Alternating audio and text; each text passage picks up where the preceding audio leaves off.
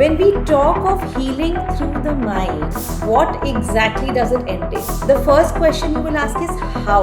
How is it possible? Can you cure vertigo? Can you cure migraine through your mind? You will be as skeptical as I was at one point of time. I am no longer skeptical. I believe it. And let me tell you my own personal story.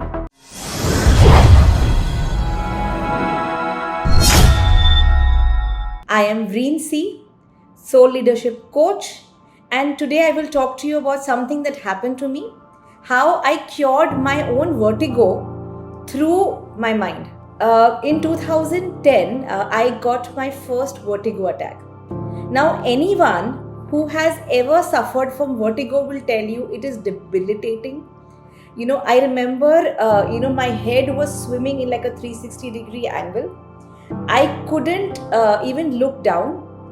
The only sense that was happening to me was just to put my head back, tilted at the back, and just lie down. I couldn't do anything. My work was suffering, and it was a really bad time in my life. What did I do? What anyone would do. I went to the doctor. The medicine prescribed was just not working. We changed doctors. It was not working. I was just not getting better. Later on, we were prescribed certain tests which were related to balance. They said maybe there is, an imbalance between my ears. We had those tests as well. So you can imagine that there were consecutive tests done, but somehow, don't ask me how, there was no relief for me. The vertigo was just not getting resolved. So what did we do? I went to my homeopathic doctor, and with that I was able to reduce the severity, and slowly the vertigo subsided. Now this went on over a period of 2 weeks. Over the next 3 years, from 2010, this was in the month of September, October, to 2014, February, I used to suffer from these attacks 2 to 3 times in a year. And every time, the homeopathic medicine did make a difference. It did not cure the vertigo, but yes, it was able to manage it. And at the end of 5 to 6 days, this feeling would completely subside, and I would feel like I am back to normal. This went on till 2014, and I specifically remember this date. In 2014, my father was battling the last stages of cancer. His pain got too unbearable, and he had to be admitted to a hospice. At Mumbai in Bandra, there is a hospice which is Shanti Avedna, and as a last resort, we admitted my father there. Now, my mother would stay overnight there, but I was shuttling to and fro, managing the home, managing my job. It was a tough time for me, for the family, and we were all barely managing. So you can imagine the situation and stress that I would have been in. At that time, I remember I was at Shanti Avedna, and I felt the beginning of my vertigo. There was a severe attack coming on. I remember taking the support of the walls and like a drunkard walking towards the exit. I cannot forget that feeling, and I said, no, this is the worst time that this thing can come up, and I just don't have the time to handle it. What did I do? I went home. I don't know how I reached home. I do remember lying, back on my bed, my head tilted back and crying. I literally asked for divine help. I said, please God, you really have to help me out. Suddenly I remembered this book. Believe me, I had been gifted this book. There's a book by Louise Hay and Mona Lisa Schultz. The book is called All Is Well.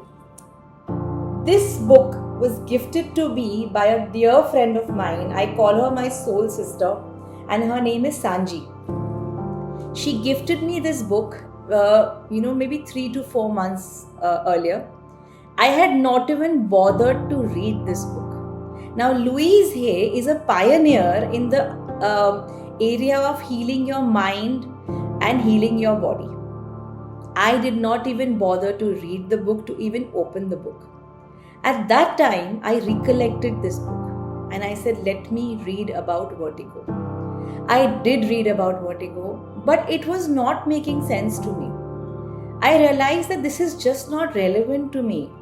The steps mentioned there were somehow not too relevant to me. So the steps mentioned there were not relevant for me. But you know what? There was this one line which caught my eye. This one line which, you know what it said? It said, you are not living in your reality. You are escaping your reality. There is a life pattern that I was facing where, I was actually living in the future. There are some people who live in the past. They will keep remembering the past. They are always surrounded by their past. And there are some people who would have faced certain trauma in their life.